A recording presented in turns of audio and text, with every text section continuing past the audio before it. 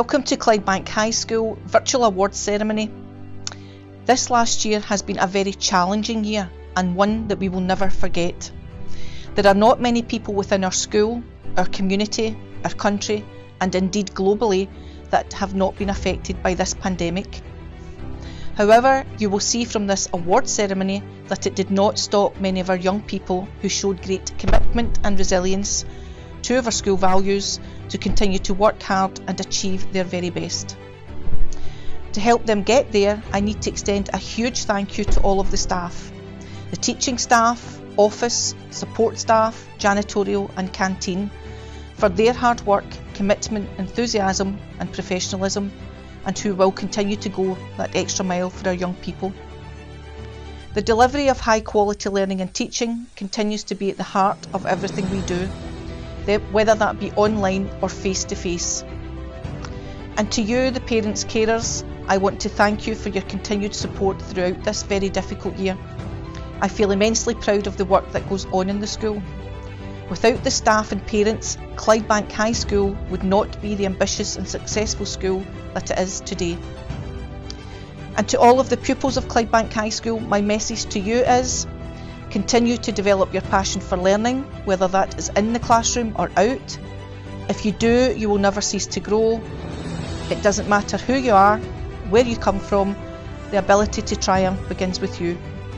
Congratulations, we are all very proud of you, and let's hope next year is a much more productive year. Thank you.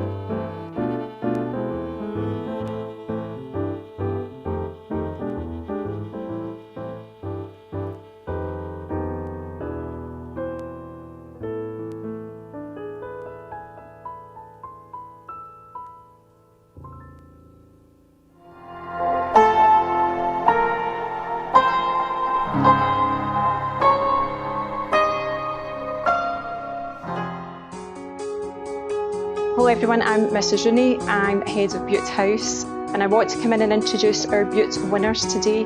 I am really proud of the commitment that all our pupils have shown. and I'm really pleased that we're getting this chance to do our virtual awards ceremony.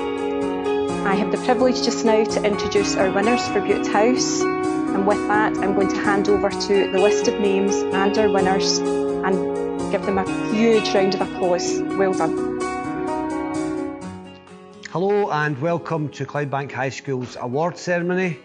My name's John Hand, I'm the Deputy Head of Devar House, and I would like to welcome you all this evening.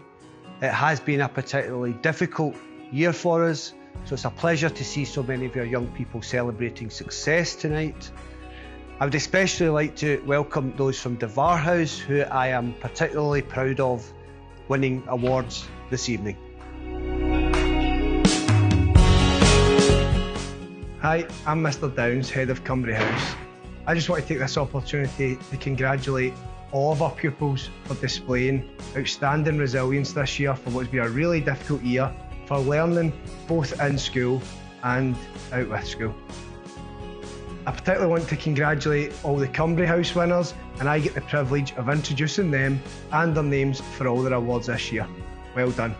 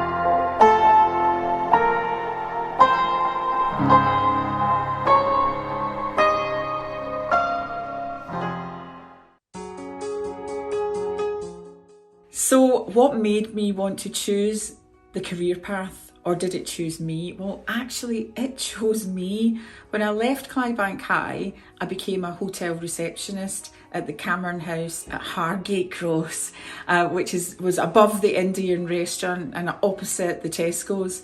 So I found when I was at school, I really loved people.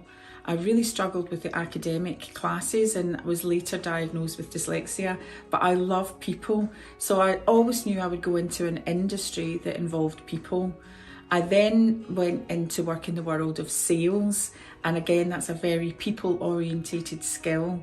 As a result of the work that I was doing in the companies, I discovered that small businesses really struggled to be able to learn how to sell, and I took that as my mission. So really that's how I ended up running my own company, Sales Coaching Solutions, to teach people how to sell. So what inspired me to become an entrepreneur was actually I found a love for business.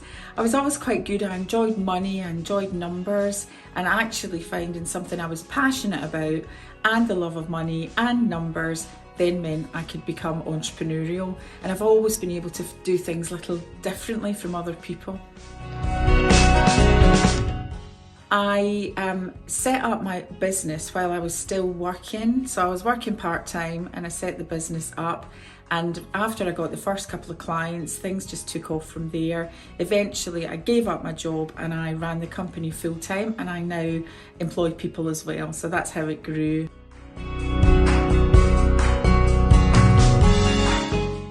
So did I have any times when I wanted to quit, and what kept me going? Yes, the answer is that I still some days think, oh, this is so hard, I can't do it. But like anything, like your studies, like your relationships with your family and your friends, it's about understanding why you do what you do. And when you focus on your why, then that's how you can keep focused. But I think it's really normal to have days that you do struggle. We all have them, but the secret is about picking yourself back up again, and the way you do that is focusing on why you do what you do. So the hardest thing that I had to overcome when I started the Entrepreneur's Godmother was my struggles with dyslexia, because I really struggled to read and I really struggled to write. And what I did was I surrounded myself with great people. I had a team of people who supported me, and I think their knowledge, their confidence, and I work particularly well with young people because they inspire me so much. So that's what I did. I used those skills, worked with people, and that then took me on to the next level.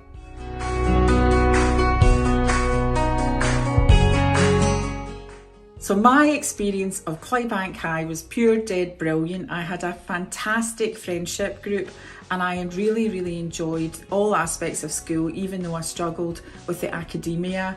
My favourite teacher was a gentleman called Mr. Blackwood, and he was a science teacher, but he ran the folk club. So I really enjoyed doing the extracurricular clubs and classes.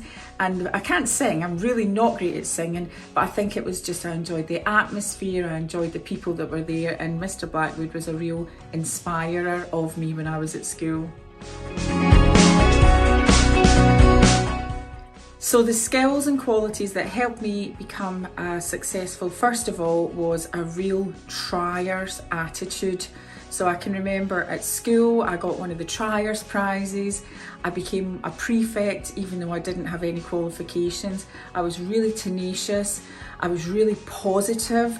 And I think those are skills that I took from Clydebank High that actually see me through the whole of my life. So everybody has got something that they are fantastic at. You just have to dig deep and find the thing that makes your heart sing, and then follow that path. And when the path gets hard, it's okay. All you have to do is focus on why you're on the path, and it just becomes easier.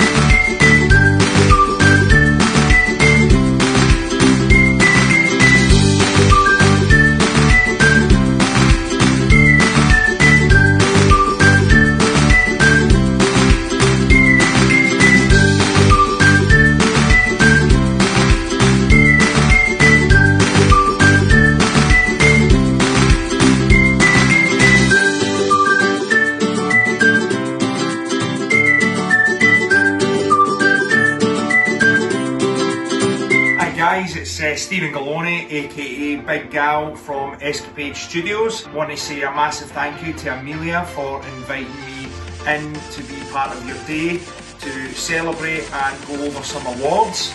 And I believe I've been asked some questions from some amazing students. So I'm going to go through my wee list of questions. Hopefully it can have or provide some value to you and you can take from it. And again, I want to thank everyone that took part in asking some questions, that want to learn a little bit more about the creative industries and some of the stuff that I do. So my first question is from Gary Coulter in S2. Hello Gary. And he's asking, how did I achieve everything? Well, it depends on what you mean exactly, Gary, but in terms of where I got to, or how I got to where I am, was massively down to mindset. Thinking the right things, reading the right books, surrounding myself with the right people. That's probably the best bit of advice someone told me a while ago, and that's probably the best advice I could give you. So depending on what it is you want to do, learn more about it, surround yourself with the right people, and have a good attitude when approaching these things, and things will fall into place hopefully for you. Okay, so that's kind of how I got to where I'm at the moment. Really was attitude, mindset, and having good people. So thanks so much for the question. Next question comes in from Zinat Arshad in S6. Thanks for the question. And does Stephen know how to beatbox? No, I did not expect this question. I did not expect a question like that. I suppose not really, not greatly. To be honest, my thing, I do a little bit of singing. I'm also part of a band and play music with some of my friends, and I do a lot of rapping, and I've rapped since I was in high school, so I'm more of a probably rapper, singer than beatboxer, but beatboxing is cool, and I'd love to know, do you beatbox? Because if you do, I'd love to hear it. Another question coming in from Jessica Stewart in S1. Hello Jessica. How are you not nervous going up in front of everyone? Right, so I imagine you're referring to when I do talks, when I do stand-up, when I do presentations. To be honest, it's because I've done it for so long. I've been on radio for years. I have always just enjoyed trying to entertain people from a young age. And then obviously running the studio for the last 6 years with Stephen Kirkwood, and me and him have basically just thrown ourselves into different situations where we just had to try and be confident, or at least act confident. Haven't always been like that, but I think it is a case of, if you do like talking to people and you are quite confident, you just have to keep working on it. And that's what I've been doing for 10 years plus, throwing myself at projects, whether it's filming stuff, helping people, or talking to amazing students like yourselves. When I first started out, I was very nervous, don't get me wrong. When I done my first stand-up gig, I was so nervous, it was actually horrifying. Most stand-up gigs, I feel very nervous before it, but that's not a bad thing. So I do feel nerves, but I've just learned how to manage those nerves a little bit better over the years of practicing and practicing and practicing. So don't worry about feeling nervous or making a mistake or going wrong. You're human, I'm human, it's going to happen. Just make sure that you just keep practicing. And if you do really bad and you feel really nervous, you've probably not prepared as much as you should have.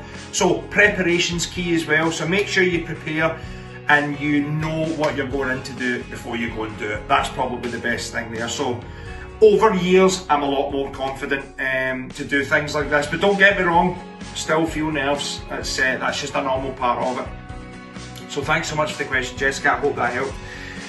Adrian in S6, Adrian Griffith, is asking, what's it like working for the BBC? Well, what is that like? It's a dream come true, to be honest. It was something I had thought about my whole life, and then when it happened, I couldn't quite believe it. We've got lots of stuff in the pipeline, so we filmed a couple of things, and then when the pandemic came along, a lot of it stopped, so we're now in talks again to get some more things going, which I'm very excited about. But it just felt like a dream come true, being in the building, talking about content ideas with producers, and then actually going out and filming it and then see them, you know, put it out there. It was a really, really cool experience, to be honest, and we're in talks to try and push some more stuff, so I'm excited for the future, and it's everything I expected it to be, and to be honest, I feel like we haven't get started, so I'm really buzzing to go ahead into the future and do some more work together with them. Now I've got another question here. I don't know who it's from. It doesn't say on the sheet, so I'm really sorry whoever asked it, but it's an absolutely brilliant question. Do you have to be naturally funny to be a comedian, or is it a skill you can learn? I'm not sure. I've always been told I was naturally funny from a young age, and I guess I've just worked on it.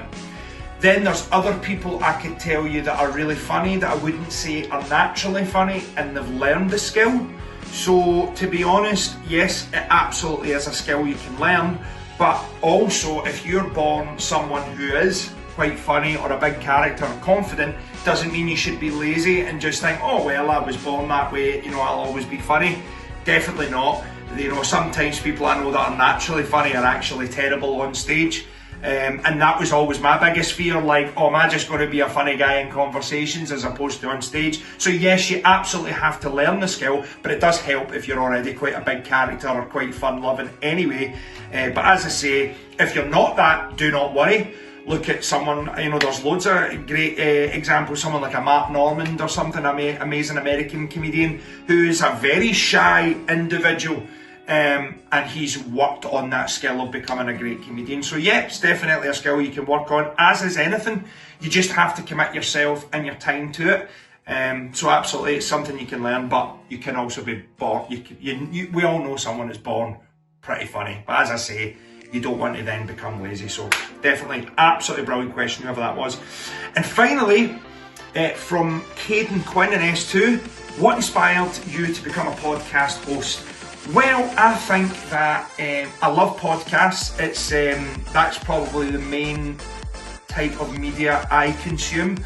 I love listening to people's insights. I love learning stories about other successful people, or just learning alternatively than your mainstream way of learning. I just find that there's stuff in podcasts that you won't find anywhere else, and that's what really is special about them. So for us, we wanted to do something that was a little bit different in Scotland, because there's not many people doing too many podcasts, and we just wanted to bring to the table ways for you guys to learn from other creative people who are full-time doing something that they love and they're passionate about. And that ultimately is one of my biggest goals, is to spread that message on to other people, to go and chase something that they're passionate about and something that they want to actually do. And I think a podcast is a great way of reaching it. So if Caden, if you are at all thinking about doing a podcast at some point, absolutely just go for it. Because you can see anyone really can make something of themselves now if they've got a good podcast. So it was essentially to help others is what inspired me and Stephen to create a podcast and fill a gap and teach people stuff that you normally wouldn't learn from books or wherever it may be. So hopefully that helped. Again, thanks so much guys for asking me to do this. It's been a real honour. I hope you have had a great year. I know things have been a little bit different and a little bit strange, but it's good to see you are all hard at work, and anything I can do for you or anything we can do for you here at Escapade, we're happy to help anytime. So again, thanks very much, and I hope this helped guys.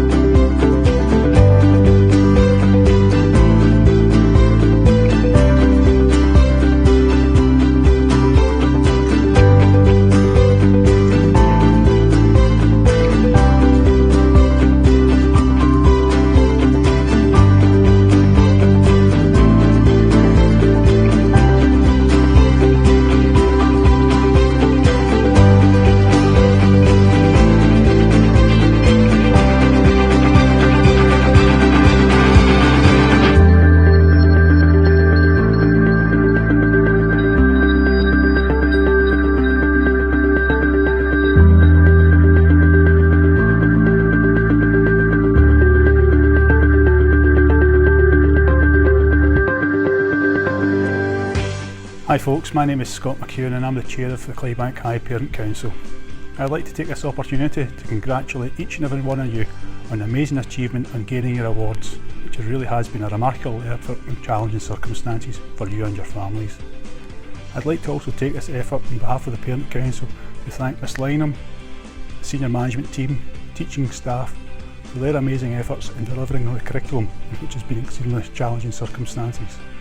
Lastly, I'd like to thank all the office staff, support staff, catering teams and janitorial staff for their amazing efforts in keeping the school safe and operational, which really has been an amazing team effort. Stay safe and thank you. Hi everyone, John McGinn here, Aston Villa and Scotland midfielder from Clydebank, just along the road I'm sure from a lot of you. I'm here to answer some of the questions that your favourite teacher Mr Woods has given me. The first question's from Jamie Wilson. He asked me what was my biggest sacrifice to become a professional footballer. This one's easy. I think it was time away from my mates. It would be training 3-4 nights a week, and that allowed me to kind of focus on football and get away from the many distractions that can come along with living in the west of Scotland. So if you have aspirations of being a footballer and you get offered whether it's a can of beer or a vodka, something when I was growing up I had to be brave and strong enough to say no to. So getting away from all of that was probably the biggest sacrifice I had to make growing up, and thankfully it stood me in good stead for the future. So thanks Jamie for the question. Questions 2, 3 and 4 are from Scott Wilson, so thanks Scott for the questions. First one is the favourite goal I've scored, so that would be most recently. I've been lucky enough to score a few decent goals, but the goal for Scotland against Austria, managed to score an overhead kick, so that was the favourite goal I've scored. I think every goal you score for your country is special, but I never thought I would score an overhead kick, so probably that one. Question 3 was, who was my role model growing up in football? And I think I had two. Early on it would have been Henrik Larsson. Used to go and watch all the Celtic games, so Henrik Larsson was first of all. And then when I started to get older, my older brother Stephen, he started playing professional football for St Mirren and then Watford, so I followed him everywhere with my dad, and I just wanted to be like him, so I would say those two. And question 3 was, question 4, question 3 from Scott is, how did I find up growing up playing for St Mirren? That's a good question because I loved playing there. An amazing club, brilliant training facilities, and I think when I was younger it had a nice feeling of sort of boys club and kind of pro youth feeling to it, so I got the best of both worlds. And then when I played for the first team, it was brilliant, and unfortunately it ended badly with us getting relegated, but we had some amazing memories like winning the cup and finishing 8th, so brilliant time at St Mirren and one I'll look back fondly on. We've just got some more questions here. One's from Murray Craig. Murray's asked me, how did I become so good? And then he's asked, what is the most challenging thing you've had to deal with as a footballer? So Murray, I don't think I can answer the first one. I'll let you decide how good I am. I would tell you I'm not so good, but I think just practice. I was always playing football, whether that was my mates or with St Mirren when I was younger, so just practice, and then obviously the more you practice and the more you try at something, the better you become. So that, and then the most challenging thing I've had to deal with in football is probably last season when I broke my ankle. Broke my ankle in a freak sort of accident against Southampton, and from that it was sort of my first serious injury, and I didn't know if I was going to be the same again afterwards, but thankfully I didn't need any surgery, and I just let the healing process take place, and thankfully I've recovered from that. But at the time you do worry that the injury can affect your career, so that's the most challenging thing. Thanks for the question, Murray. And another question from Holly McMullen in first year. When did you become a footballer? That's a great question. I've always played football, Holly, but I made my professional debut when I was 18 against Celtic. I came on as a sub, so that was me, a professional footballer, and a day I'll never ever forget. But since the age of 3-4, I remember playing football, but I remember signing for St Mirren when I was very young, and from there, you're not really a footballer. You obviously have dreams and aspirations of it, but it's not until you actually play that first professional game where it truly sinks in that you've become a footballer, which I've always dreamed about doing. So thanks for the question, Holly, and the answer to that is when I was 18. And Brendan Fox in second year has asked me, if you had to move to another club in the Premier League, what team would you choose?